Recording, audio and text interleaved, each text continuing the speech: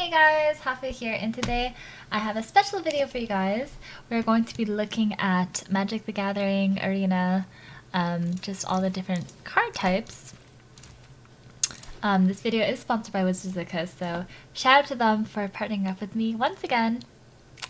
Yeah, let's go get right into it. So the first type of card is lands. And lands are basically the mana in this game.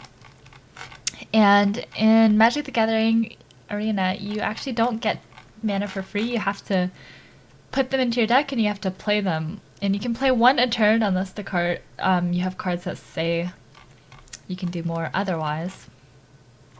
And the most basic type of land is, well, the basic land. And so if I'm trying to play red cards, I would put in mountains. And every time I play one, it represents one red source. And for example, if I'm trying to play Fervent Champion, the cost is in the top right, and Fervent Champion costs one red mana. So if I had one mountain, then I would be able to play Fervent Champion. Another example is if I had Rise to Glory.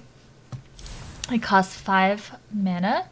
I would need 3 lands, 3 of any color lands, 1 white land, and 1 black land to be able to play this card. This is important because you need to put lands in your deck, and depending on how your deck plays and what you draft, you're going to want different, like a certain number of each land. So if I'm playing black and white, for example, in draft, I usually go for these colors because they're OP. Then I would want something like maybe 9 swamps and 8 plains. This way I would be able to draw consistently enough to have the mana to play this when I do have the card.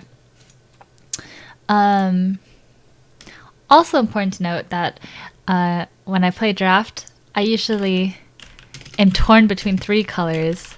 So if I'm predominantly going black and white, and then we see this baby here, Acolyte of Affliction, then I would consider wanting to splash in some forests, some green lands, so that I could play this card because it's so freaking powerful.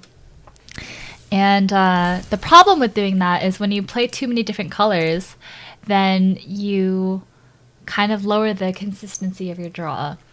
And the more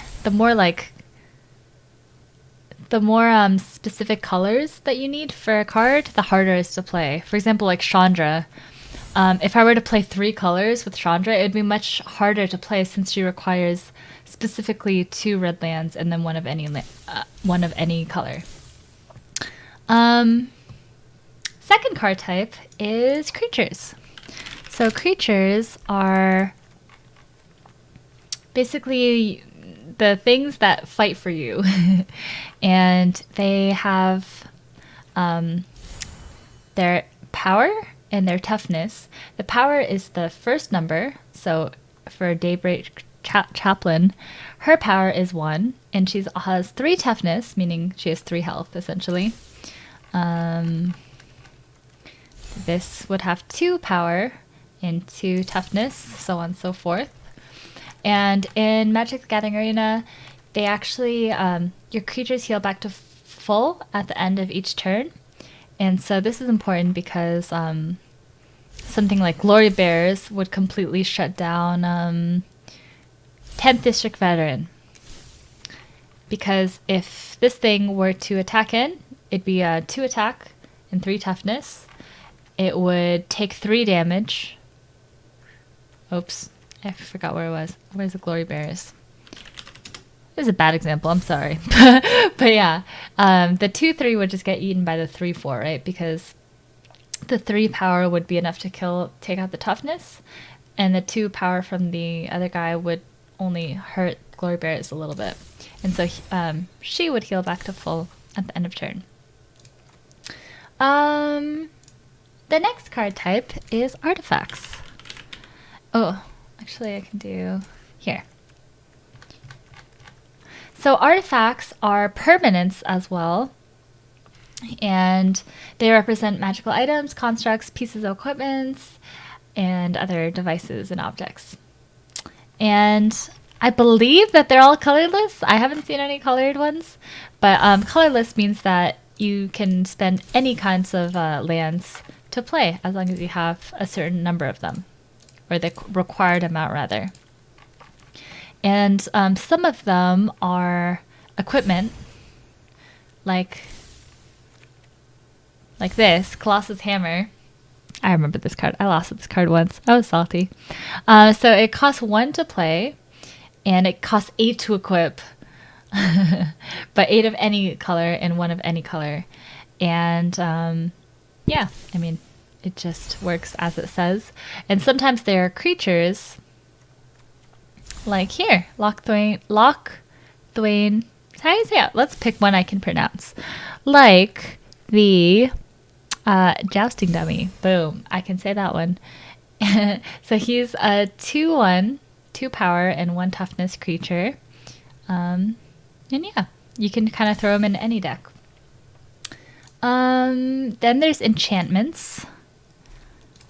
And enchantments are persistent magical effects. And actually, in this recent set, they actually just introduced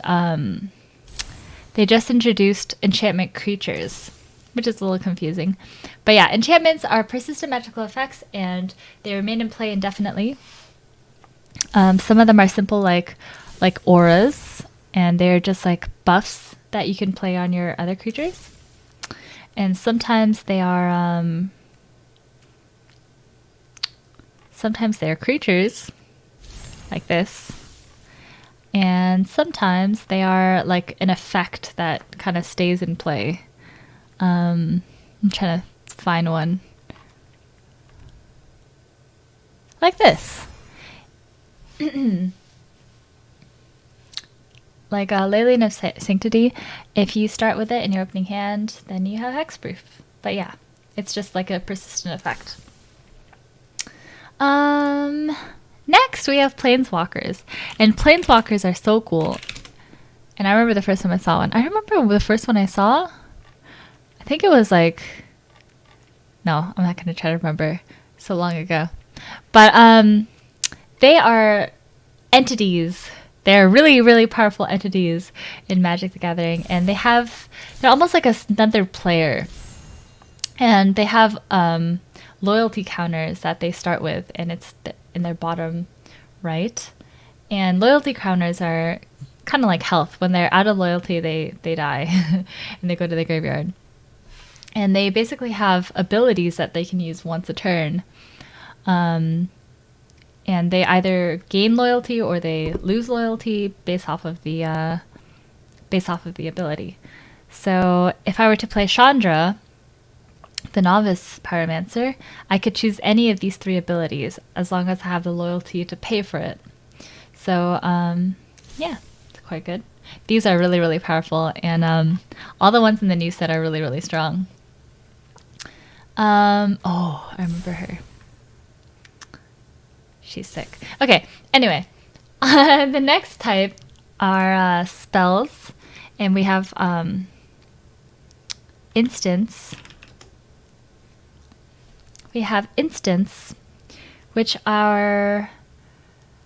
They're sorcery and instant spells. They are magical spells that are a one-time use kind of deal. And the difference is instants you can use instantaneously, exactly as it sounds, and it's kind of like a trick. So for example, let's look up Infuriate. That's a good one.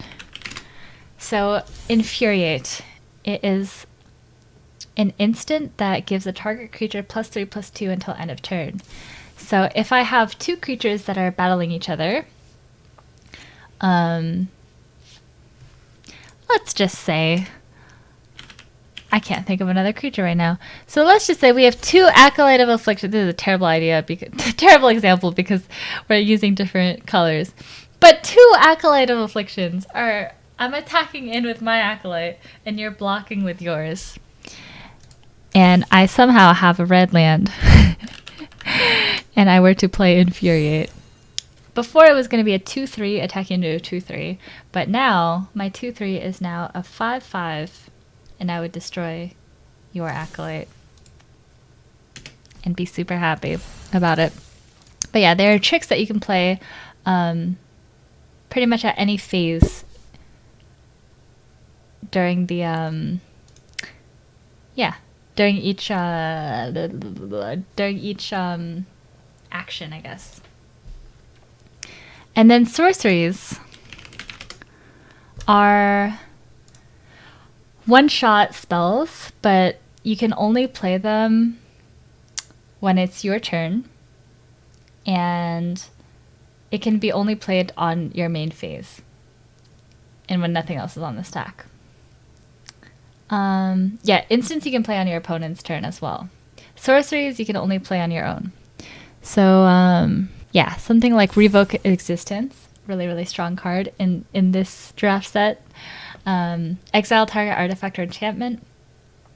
It's something I can only play on my turn. And then once I use it, it goes in my graveyard. Well, that was a very short and janky overview of all the card types. I personally don't really enjoy playing Constructed. I prefer playing draft mode.